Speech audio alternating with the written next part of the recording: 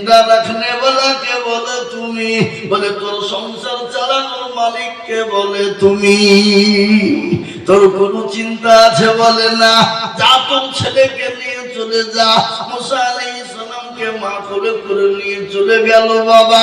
আনন্দ করে যত্ন করে বাড়িতে মানুষ করতে শুরু করে দিয়েছে বাবা। একদিন ফেরাউন বলল, কই গো আমার কলিজার সন্তানটাকে একবার দাও দিনি, একবার আমি দেখতে যাই, এবার লাগবে মজা। হ্যাঁ লিয়াসো দেখি আমার ছেলেকে দেখি কেমন হয়েছে। হ্যাঁ বাবা মুসা আলাইহিস সালামের কাছে ফেরাউনের দরবারে মুসা আলাইহিস সালামকে নিয়ে ফেরাউনের দরবারে যখন পৌঁছে গেল, ফেরাউন আকাবির করে দৌড়তে দৌড়তে পড়ে গেল। দেখবেন ছোট ছেলেকে প্রায় লোক করে নিতে ভালোবাসে না, ভালো টুকটুকি ছেলে হলে। হ্যাঁ উনি তো নবী। ফেরাউন একবারে দৌড়তে দৌড়তে পড়ে তুলে দিল। কোলে তুলে নিয়ে বাবাদের মুখের কাছে মুখ লাগিয়ে যখন চুমো দেবে, আর এমন তুলে একটা হাইব্রিড চড় তুলে মেরেছে বা এক চড়ে একবারে ফেরাউন কাজ সর্বনাশ। এ কি হলো? এই তো আমার জানের দুশ্মন পেয়ে গেছে। এই হবে জানের দুশ্মন, একে আর বাঁচিয়ে রাখা যাবে না। সব জল্লাদ যত রকমের ছিল দল বল একবারে ফেরাউনের দরবার জমা হয়ে গেল। কাকে? মুসা আলাইহিস সালামকে মেরে দেবে। কিন্তু বাবুজি আমি তো আগেই বলেছি মারনে ওয়ালাকে, জোরে বলুন কে? আর জিন্দা রাখনে ওয়ালা আল্লাহ। কিন্তু দরদে মুসলমান আসিয়া দৌড়তে দৌড়তে এসে বলছে, আগো কি হলো, কি হলো কি? হ্যাঁ আমি তোমাকে আগেই বলিনি যে এই আমার জানের দুশ্মন হবে, একা রাখা যাবে না? লাগো কি হইলো বলো না। বলে তোমাকে আগেই বলেছি আমার দুশ্মন। বলে আরে কি হইলো বলার নাই, কিছু নাই, তো ভুলবা তো নাকি? বলে এমন চোর আমাকে মেরেছে আমার দুনিয়া পর্যন্ত ভুলে গেছে, চোখ অন্ধকার।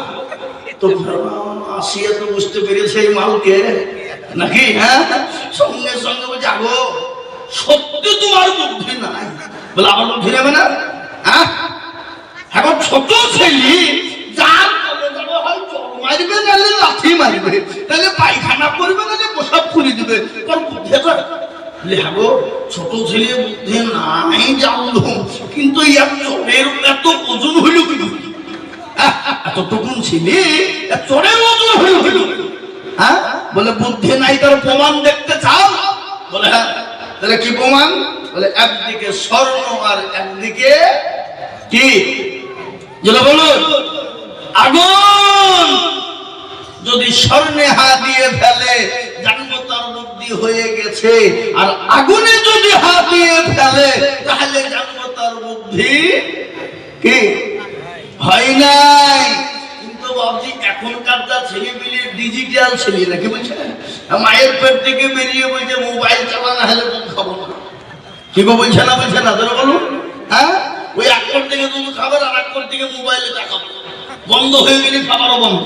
কি বলছেন? আছে না নাই ডিজিটাল যুগ? আল্লাহু আকবার। তো মুসা ফেরাউন বলল ঠিক আছে তাই হবে, দেখেন আল্লাহু আকবার। ভালো করে শুনলেন, মুসা আলাইহিস সালামকে মিডল পয়েন্টে রেখে দিয়েছে, একদিকে স্বর্ণ আর একদিকে আগুন। এদিকে মুসা নবী আলাইহিস সালামের মা হাওয়া করে কান্না করে বলছেন, পরওয়ারদিগারে মাবুদ আল্লাহ, তুমি আমার ছেলেকে তুমি কেড়ে নেবে তো কেন? তুমি আমার কাছ থেকে নিয়ে তুমি বাঁচিয়ে দিলে গো মাওলা। আল্লাহ তোমার কাছে আমি কোনো জিনিস চাই না, তুমি আমার কলিজার টুকরা সন্তানকে তুমি আমাকে আমার কোলে ফিরিয়ে দাও। আল্লাহর দরবারে হাওয়া করে চোখের পানি গড় গড় গড় গড় গড় গড় গড় গড় করে ঝরিয়ে দেয়। মা কান্না করে চলে যায়, চোখের পানি ফেলে দেয়, আল্লাহকে বলে আল্লাহ আমার সন্তানকে তুমি আমার বুকে তুমি ফিরিয়ে দাও গো মাওলা।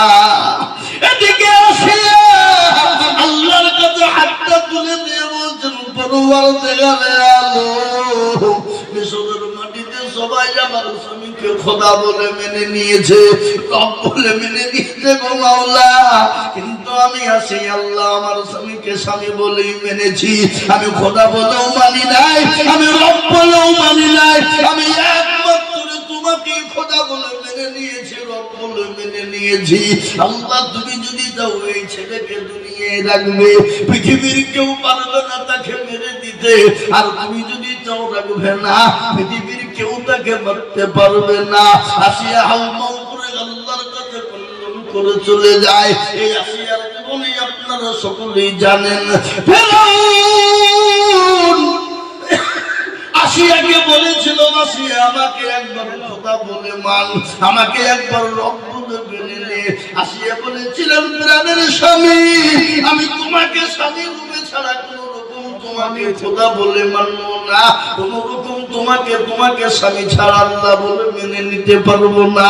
ফেরাউন অর্ডার দিয়ে বলেছিল জল্লাদের দলেরা, এই আসিয়া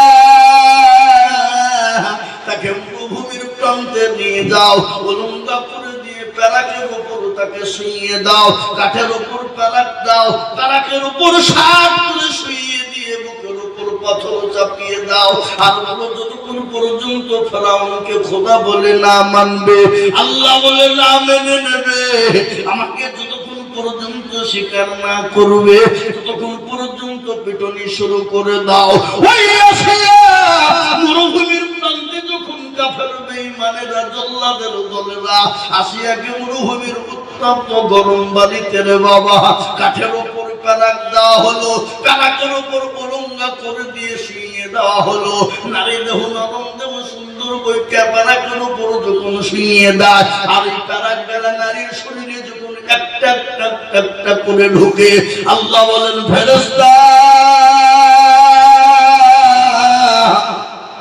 আমার আসিয়া মরার আগে আমার আসিয়াকে জান্নাতের 8টা দরজা খোলা দেখিয়ে দাও। সে মরার আগে জানে জান্নাতের 8টা দরজা সে দেখতে পায়। কিন্তু ফেরাউন বলেছিল, কাফের বেঈমান শুনলে জীবন চলে যাবে, কিন্তু আমার স্বামী ছাড়া আমি আল্লাহ বলবো না, খোদা বলে মানতে পারবো না, রব বলে মানতে পারবো না।